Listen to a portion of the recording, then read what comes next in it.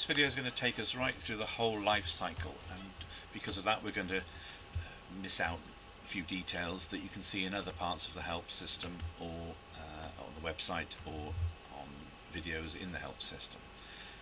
We're going to work with a requirement whereby the company, Clinical Data Solutions Limited, wants to set up a bunch of recurring meetings. They're going to be management meetings, and because they're recurring, we'll enter the sequence of meetings very quickly using the view calendar. We're working in a default calendar here, and we'll start our meetings, let's say, on the 2nd of June, and we'll call them management meeting recurring or repeating, just so we can spot that title when we're looking. And we'll say that it's going to end at typically end at 2 o'clock. Doesn't really matter. You're just blocking off some space.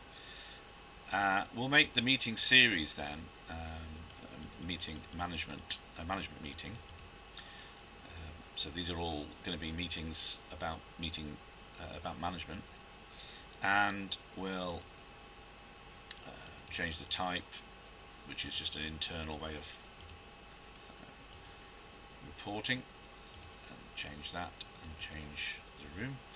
And we'll make this, as I say, a repeating event, and we're going to make it monthly, and we'll make it on the first Thursday of every month.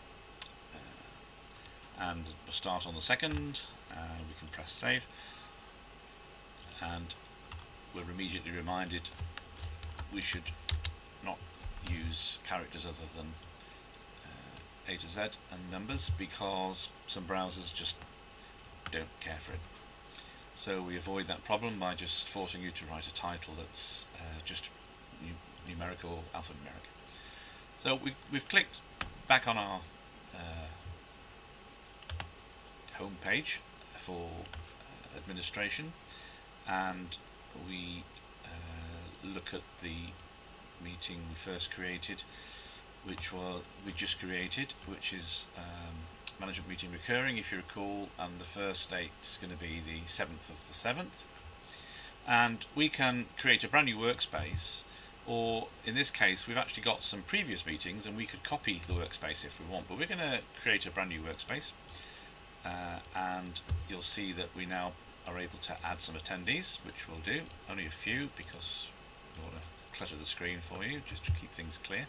We can do all sorts of things with these attendees now, including mark their confirmation as them attending, send an apology, or typically they would do that themselves using their My Meetings page, which is in a subject of another video. So we want to add a little agenda, and it will be a little agenda. We would have an apologies item, approval of minutes, matters arising, a next meeting, any other business. And that will do for now. Obviously you create as many of these as you want. If I want to, I can drag and drop to create a different structure, which we'll do there, and I can move items down the list to restructure. We're happy with that, so we're going to start our click our agenda as ready, and now we can start the meeting. So we've started our meeting. We don't need to record anybody as late with a late apology or did not attend, but we could do. And now we're going to start recording the actual meeting itself. We call it recording the agenda because you're recording against agenda items. If we click on the first minute, there were no apologies. If there were, it would list them. It would also list anybody that didn't attend. So this has been formatted for us, reminds us what it is. Change anything you want. Defaults to no proposer or seconder being required and no not confidential. Add some full details there if you require, and you'll see there's a tick against that. Approval of minutes. There were no previous minutes because this is the first minute in the sequence, and we're going to show you now a little bit of flexibility. We can go back to the prepare page realise we've missed a major piece of our agenda out, and we'll mark foreign markets as being required. It will put itself there, and you can't actually change the structure. And now that you started recording, because the numbers are obviously sequential, and that would be lost. So we might want to now use that minute, and so let's say we need to be in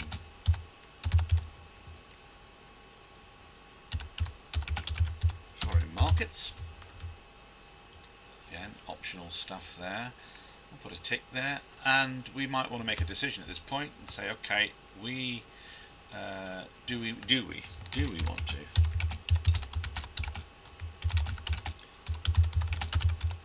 want to be in these markets? This is what we need to know. And the voting went something like this. We can select the minute that this relates to, because you might have more than 1 minute against a particular agenda item. So we'll select that one, or you can just leave it as blank and it will apply the minute or the decision across the agenda item itself.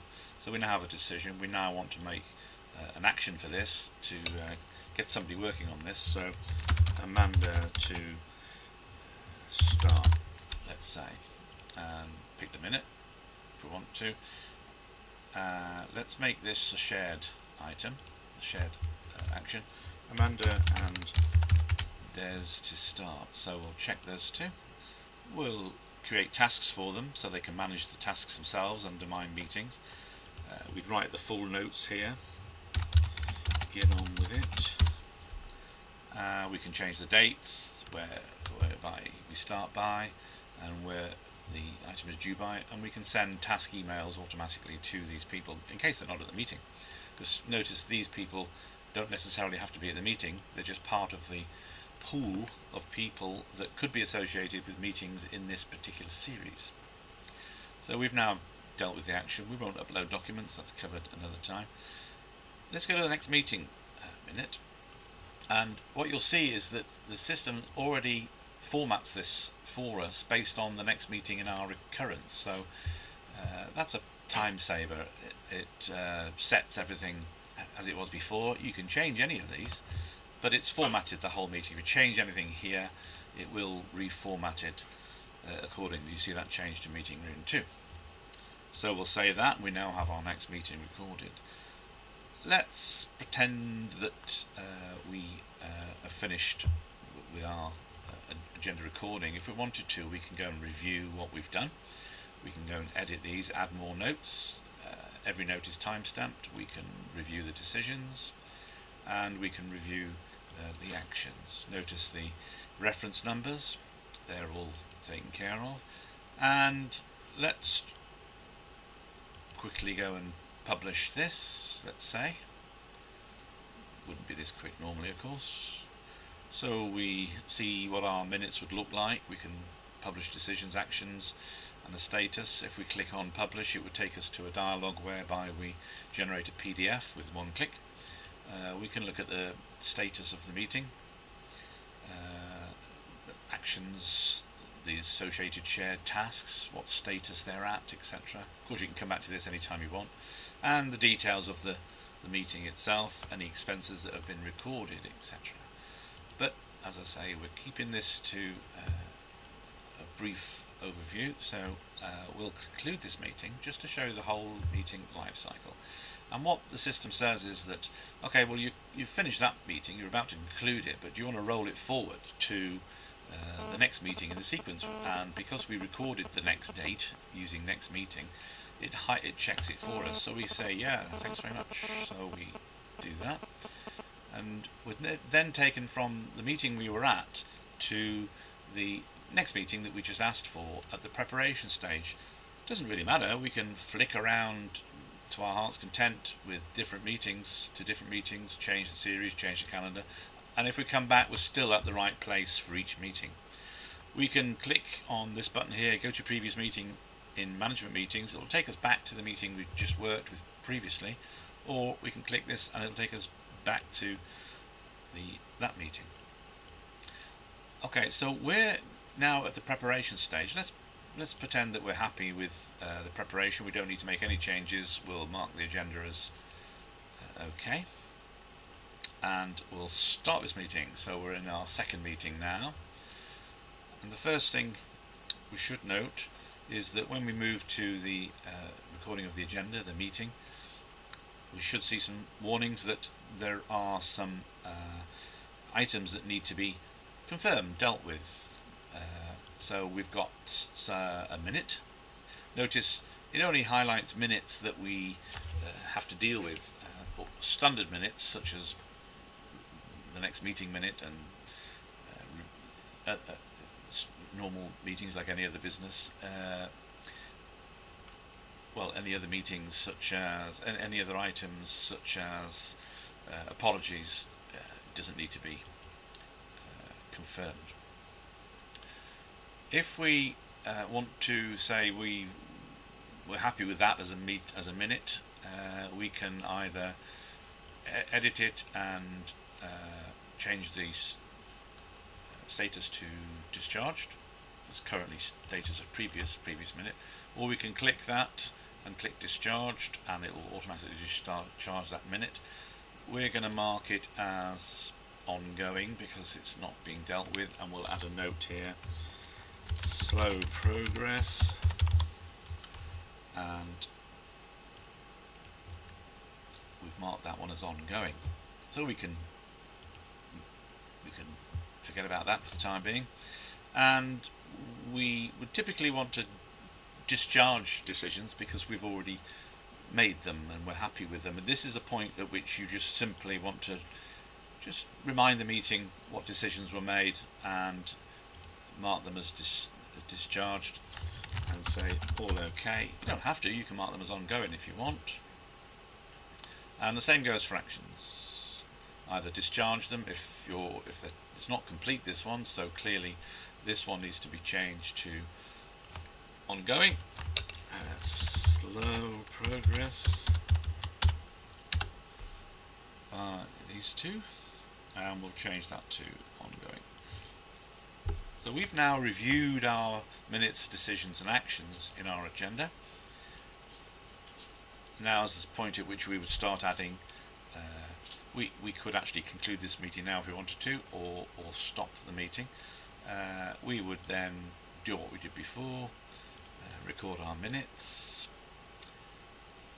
the approval of the minutes, highlighted that the ongoing M570 as a minute was discharged, and you can add some further notes there if you wanted to.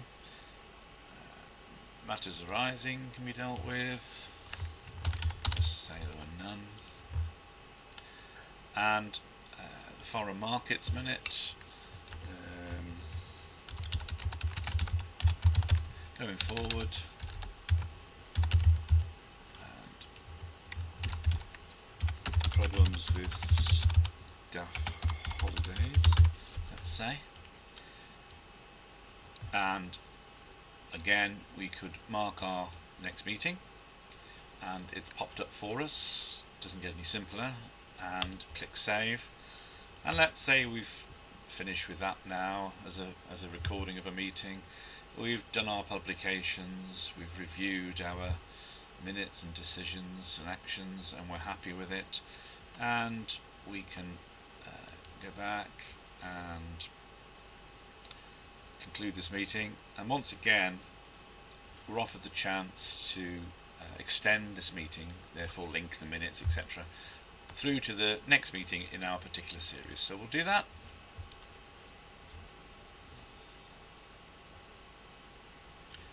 And again we can go back to our previous meeting, but notice for this meeting we're in the preparation stage all automatically.